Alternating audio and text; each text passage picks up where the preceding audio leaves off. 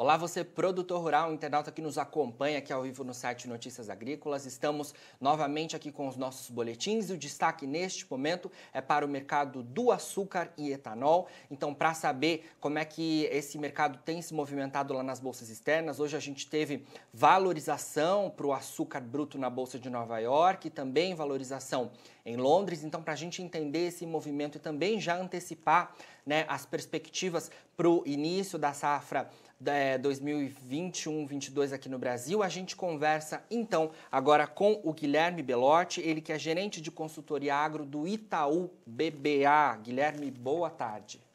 Boa tarde, Jonas. É um prazer estar aqui com vocês.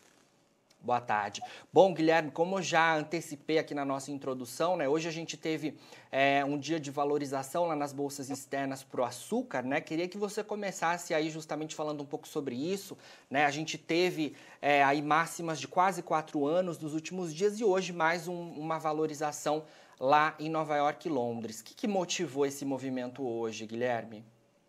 Acho que em relação ao mercado de açúcar, eu acho que nós temos que ter a perspectiva de que nós estamos atravessando agora um ano de mais um déficit global, né, na relação entre produção e consumo, né? Então, apesar das melhoras aí da produção na Índia, né, a expectativa é que a Índia colha entre 31 e 32 milhões de toneladas, né? Tivemos problemas de safra na Tailândia, tivemos problemas de safra na União Europeia, né, problemas de safra na Rússia também, e isso acaba abrindo espaço para que nós tenhamos aí mais um ano de déficit global, né? Claro que a tudo isso se soma aí uma perspectiva de recuperação do consumo, e isso tende a fazer com que os estoques se reduzam um pouco e acabam aí dando sustentação às cotações internacionais do açúcar. Uhum. E, Guilherme, além, né, desses movimentos, né, de oferta e demanda do mercado, o mercado aí acompanhando, né, essas questões das origens, também acho que tem uma informação que gostaria de verificar, né, com você, que vem das agências internacionais em relação à Índia, né, que seria um importante player nesse momento, né, mas que tem enfrentado aí questões logísticas com os containers, né, falta de containers, principalmente nesse momento aí que ainda a gente acompanha de pós-pandemia, né? Como é que o mercado tem reagido a essas informações? Perfeito. Acho que em relação à Índia, primeiro é importante nós termos em mente que o mundo precisa do estoque de açúcar que está alocado na Índia, né? Portanto, os preços internacionais aí do açúcar, os preços negociados em Nova York, por exemplo, têm que justificar as exportações indianas. E quando nós olhamos o preço de paridade de exportação indiana, né, nós chegamos à conclusão que os preços deveriam oscilar aí pelo menos acima de 15,80 a 16 centos por libra-peso, né? Então, assim, o mundo precisa da Índia. E agora, essas últimas semanas, com a dificuldade logística que o país enfrenta, né, para conseguir ter contêineres disponíveis aí para exportação do açúcar, né, isso acaba trazendo uma preocupação adicional em relação à velocidade do fluxo de vendas internacionais da Índia que eles vão conseguir colocar no mercado, e é por isso que isso também acaba sendo um combustível aí para as cotações dos preços em Nova York. Ou seja, precisamos da Índia, a Índia com problemas logísticos, isso acaba trazendo aí isso acaba abrindo espaço para que os preços subam em Nova York também. Certo. E como a gente pode ver, né, o Brasil nesse momento em que a Índia aí tem esses impactos logísticos, né, esses gargalos logísticos, e o Brasil chegando com, agora em abril, né, a gente está iniciando março, mas logo em abril tem aí a chegada da safra 21-22 no Brasil, claro, colocando uma oferta aí no mercado. Você acredita que o mercado está atento a isso e, claro, quando chegar a oferta brasileira deve se voltar mais para cá por conta dessas questões lá na Índia? É claro que com a chegada da safra brasileira e o mundo precisando de açúcar, né, certamente o Brasil volta a ser uma origem bastante demandada, né? Mas é importante termos no radar também que provavelmente teremos uma produção de açúcar no ano safra 21-22 inferior ao que foi observado no ano safra que vai acabar agora em março, né? Nós tivemos alguns períodos bastante longevos de seca. Isso acabou afetando aí o desenvolvimento aí do canavial, né? Por mais que tenhamos tido alguma recuperação agora no início do ano, mas ainda assim você tem um canavial que sofreu um pouquinho mais. Isso deve fazer com que a moagem no próximo ano safra seja uma moagem menor, né? E por mais que nós sigamos maximizando aí a produção de açúcar, porque os preços do açúcar ainda são mais atrativos do que o do etanol, nas nossas contas aqui, provavelmente o Centro-Sul do Brasil vai produzir 2 milhões a menos de açúcar em relação ao que foi produzido no ano safra anterior. Então, assim, vem aumento de... chega a safra brasileira, mas ainda assim ela não vai resolver o problema aí do balanço, do equilíbrio do balanço global. Certo. Guilherme, falando um pouco sobre os números, o Itaú BBA consegue já dar alguns números, né, prévios de como vocês veem a safra 2021-22 no Brasil, ou por enquanto ainda é cedo? Nós estamos ainda rabiscando aqui os nossos números, mas dá para falar que provavelmente nosso número agora é um número de 585 milhões de toneladas de moagem, né? Provavelmente um mix que vai oscilar ao redor do que foi o mix agora do ano safra 2021, ao redor de 46% aí da produção para açúcar, né? E o resultado de tudo isso são 2 milhões a menos de açúcar vindo do Centro-Sul aí no próximo ano safra. Claro que existe ainda muita água para passar por debaixo dessa ponte, esses números poderão ser revisados, mas acho que é consenso que a produção vai ser inferior à produção do ano passado. Certo.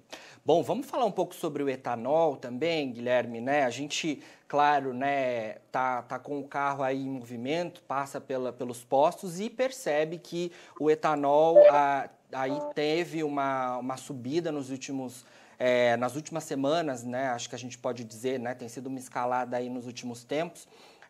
Tem, claro, vários fatores, né? A gente teve aí disparada do petróleo, também teve reajustes por parte da Petrobras, também tem questão do ICMS aqui no estado de São Paulo, né? Queria que você falasse um pouco sobre como vocês veem esses preços aí do etanol neste momento e se ainda a gente deve ter alguns reajustes para cima com base nos levantamentos de vocês.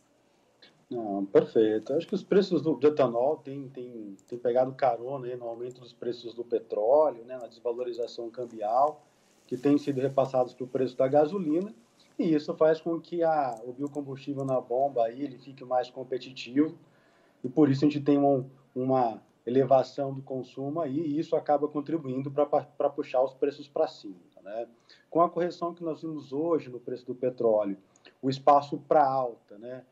Ele é um pouco mais limitado, né? A defasagem ela caiu bastante, ou quase zerou, mas ainda assim acho que tem um elemento relevante, né? Quando nós olhamos a curva futura de petróleo, combinamos ela com o câmbio e fazemos as internalizações, mesmo com o início da próxima safra, né? E aí assim nós esperamos algum arrefecimento das cotações, mas nós estamos falando de preços médios na safra 21/22 bem superiores aos preços da safra 20/21, justamente porque a paridade, né, assumindo que a precificação da gasolina seguirá os preços internacionais, ela dará essa sustentação aqui para as cotações do etanol no mercado doméstico. Certo. E com a chegada da nova safra, o que a gente pode acompanhar aí de movimento no mercado do açúcar, né? A gente pode ter aí alguns momentos de baixa, claro, chegando essa oferta e a ação por parte das usinas nesse momento que o etanol está valorizado. No caso do açúcar, né, a despeito do aumento da oferta aí com o andar da safra, né, a gente tem que ter no radar também que nós estamos começando uma safra com um percentual bastante significativo dela já comercializada, né? Então, embora nós teremos um volume que vai entrar aí ao longo da próxima safra brasileira, grande parte dela já está com os preços fixados, né? Então, o impacto que a safra brasileira vai ter nos preços ela é muito limitado. E lembrando novamente, aqui eu peço desculpas pela minha redundância, que o mundo precisa do açúcar brasileiro, né? Nós estamos em um ano de déficit, precisa estimular aqui as exportações do açúcar brasileiro. Então, a nossa visão é que mesmo com a chegada do açúcar brasileiro ao longo da próxima safra, a gente não tem espaço para grandes correções de preços recebidos pelas usinas. Certo. Em relação ao etanol, as usinas, elas podem fazer algum movimento aí em relação à safra que começa agora em abril para aproveitar esses preços mais altos do etanol? No caso do etanol, Jonatas, eu acho que aqui você tem um elemento relevante, é que os preços subiram bastante, né? Então, nós até esperávamos que nós teríamos até um início mais atrasado da colheita de cana aqui, justamente para compensar a seca que grande parte do canavial enfrentou aí ao longo de 2020, esse começo de 2021, em algumas partes aqui do Centro-Sul. Mas, como os preços estão muito elevados, a gente não pode descartar a hipótese que nós teremos aí algumas usinas iniciando a colheita um pouco mais cedo, justamente para se beneficiar desses preços elevados aí da entre-safra do etanol. Certo.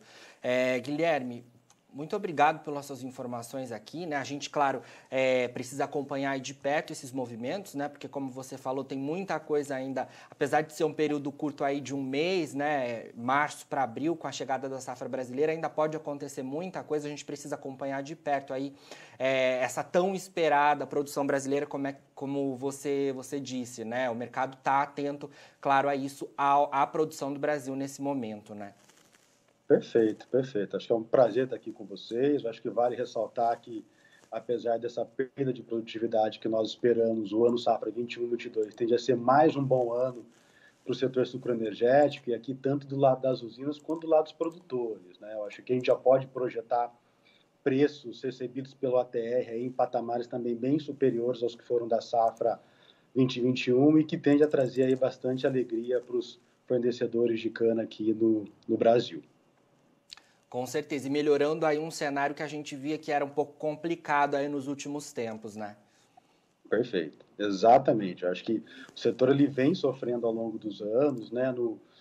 Agora, no início da pandemia, ali no final de fevereiro, começo de março, eles nos preocupavam bastante, né? Era um dos setores que mais nos preocupava aí ao lado de algodão.